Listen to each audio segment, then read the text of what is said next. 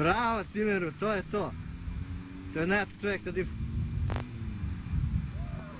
Yeah, to.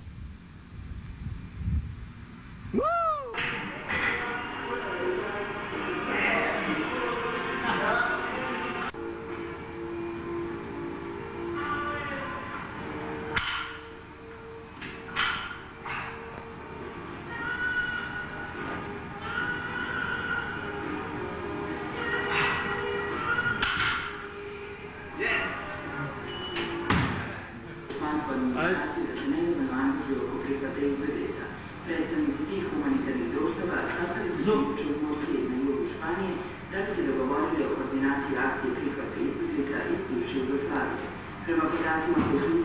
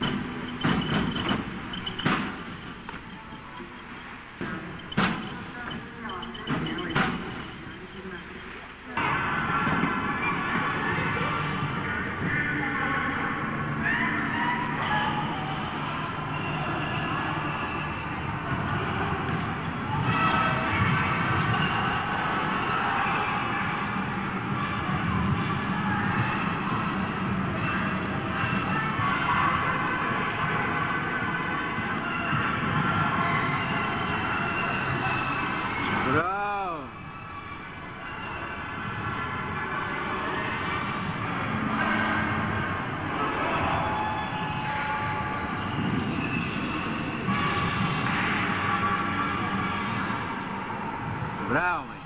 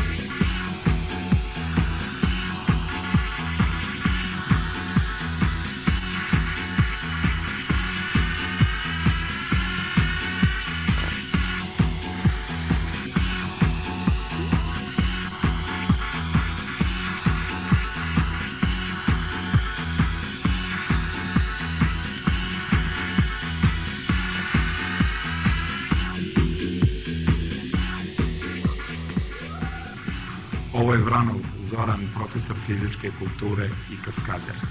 Skakao je za 100 manije.